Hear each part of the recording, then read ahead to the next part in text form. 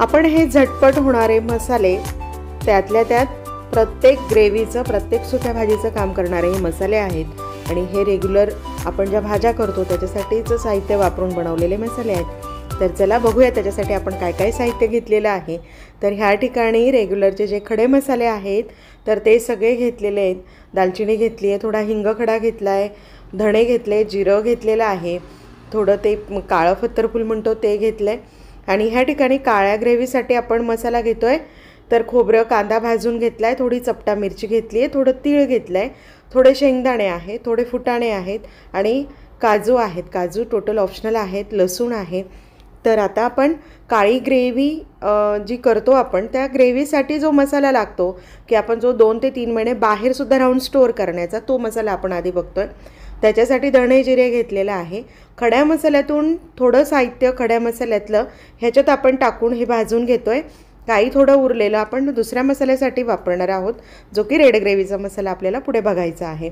तर हे जे मसाले आहेत तर पटकन easy to cook, ready to cook अशा पद्धतीचे मसाले आहेत। गडबड असते, लग्नसराई सुरू आहे आणि मग असे मसाले आपण करून ठेवले किंवा काही कार्यक्रम असले तर पटकन तुम्ही ही ग्रेव्ही घालून तुम्ही अगदी पटकन मसाले भाजी असेल, काळ्या रशातली असेल, तांबड्या रशातली असेल किंवा हिरव्या पालेभाजीसाठीची असेल ती करू शकतात। आता ह्या मिरच्या टाकून घेतल्या, कढीपत्ता टाकून घेतलेला आहे, लसूण टाकून घेतला आहे। हे सगळं खमंग आपल्याला भाजून घ्यायचं आहे। तुम्ही बघता हे साहित्य भाजलं जात आहे छान। आणि सगळ्यात महत्त्वाचं याच्यामध्ये आपण अगदी कोथिंबीर निवडल्यानंतर ज्या कोवळ्या काड्या येतात त्या कोवळ्या काड्या आपण टाकून घेत आहोत, कारण की कोवळ्या काडीचा फ्लेवर जो आहे तो अतिशय सुंदर असा फ्लेवर त्या भाजींमध्ये उतरतो आणि धण्याचा प्रॉपर असा सुवास त्या भाजींना दरवळतो।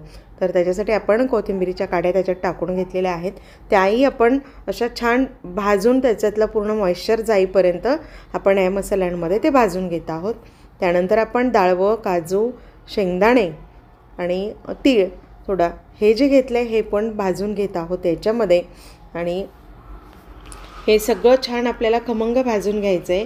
हा आपण काळ्या ग्रेव्हीचा मसाला बघतो आहे। आधी आपण 3 प्रकारचे मसाले बघणार आहोत। हळूहळू सगळे मसाले मी तुम्हाला भाजून दाखवते।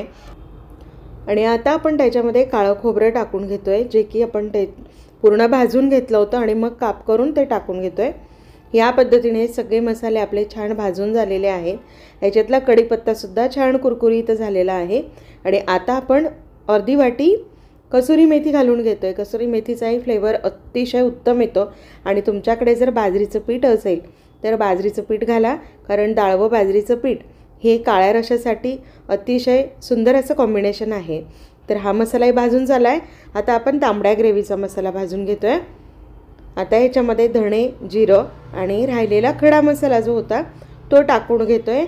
या ठिकाणी न भाजलेल्या कच्च्या खोबऱ्याचे काप घेतले तर अर्धी वाटी डाळवं घेतलेलं आहे आणि अर्धी वाटी शेंगदाणे हे आपल्याला व्यवस्थित भाजून घ्यायचे। भाजायचे म्हणजे त्याच्यामधला मॉइश्चर जो आहे तो आपल्याला काढून घ्यायचा आहे, जेणेकरून ज्यांच्याकडे फ्रीजची व्यवस्था नसेल किंवा फ्रीजमध्ये तुम्हाला मसाले ठेवायचे नसतील, तुम्ही बाहेरही हे मसाले 2 ते 3 महिने आरामात राहतात। आणि सगळ्यात महत्त्वाचं हे मसाले जे आहेत तर हे पोटाची आग न होता पोटाला शांतता मिळणारे असे मसाले आहेत। खूप आपण त्याच्यामध्ये मसाल्यांचा किंवा तडका मिरचींचा वापर केलेला नाही आहे। अगदी स्मूथ आणि छान असे मसाले आपण बघतो आहे। तर याच्यामध्ये कसुरी मेथी पण टाकून घेतो आहे आणि ह्या पद्धतीने मंद गॅसवर हा मसाला असा व्यवस्थित भाजून घ्यायचा आहे। असा खूप चटकू द्यायचा नाही आहे, जस्ट फक्त आपल्याला लालसर होईपर्यंत भाजायचं आहे। गॅस बंद केला आहे आणि ह्या ठिकाणी बेडग्या मिरचीचं जाडसर तिखट जे होतं ते 1 ते 1.5 वाटी टाकून घ्यायचं आहे। तिखट किती तुम्हाला प्रमाण कसं हवं आहे मसाल्यामध्ये त्यानुसार तुम्ही टाकू शकता। या ठिकाणी मी नॉर्मल अगदी तिखटाचं प्रमाण घेतलेलं आहे। आणि आता आपण हिरव्या पालेभाजींसाठी जो मसाला केला आहे तो बघतो आहे। त्याच्यामध्ये धणे घालायचे नाही आहेत, जिरं घालायचं आहे आणि जर तुम्हाला वाटलंच तर 2-3 मेथीचे दाणे घालायचे आहेत। आणि ह्या ठिकाणी पूर्ण कोथिंबीर निवडून मागचा जो दांडीचा भाग असतो तो मी घेतलेला आहे, कढीपत्ता भरपूर घेतलेला आहे आणि ह्या दोन्ही पण जिन्नस आपल्याला छान अशा भाजून घ्यायच्या आहेत। त्याच्यामधलं जे पाणी आहे ते पाणी पूर्ण सोकलं गेलं पाहिजे। मंद गॅसवर भाजायचे जेणेकरून त्याच्यामधला जो सुगंध आहे तो मसाला संपेपर्यंत तसाच तसा राहील। आता याच्यामध्ये आपण किंचित असं जाड मीठ टाकून घेतो आहे.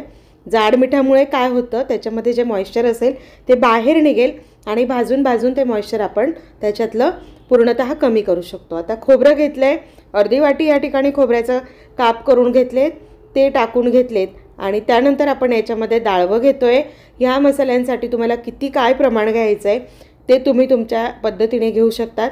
आणि याच्यामध्ये आता तीळ टाकायची नाही आहे आपल्याला, डाळवं, शेंगदाणे, खोबरं आणि आपण कोथिंबीरीच्या काड्या वापरल्या आहेत, कढीपत्ता वापरला आहे. आणि ह्या ठिकाणी तुम्हाला तिखट कसं हवं आहे त्यानुसार तुम्ही मिरच्या घेऊ शकतात. तर ह्या ठिकाणी मी 100 ग्रॅम मीडियम तिखट अशा मिरच्या घेतल्या आहेत आणि त्याही बघा अशा सुंदर भाजून झाल्या आहेत. तिघं मसाले आपले छान भाजून झालेत आणि मिक्सरला अशा पद्धतीने मी काढून घेतलेले आहेत. हिरवा मसाला बघा किती छान झाला आहे. रेड ग्रेव्हीचा मसाला अतिशय उत्तम झाला आहे. याच्यात तुम्ही कारल्याची भाजी करा, गिलक्याची सुकी भाजी करा, कुठलीही फळभाजी करा आणि याच्यामध्ये तुम्ही शेवगा फ्राय करू शकतात किंवा मग पाटवडी रस्सा, कुठली पण काळ्या मसाल्यातली भाजी तुम्ही अशी करू शकतात. रेग्युलरचं काम खूप हलकं होतं, 90% काम आपलं स्वयंपाकातलं संपतं. तर अशा प्रकारे मसाले तुम्हीही करून बघा.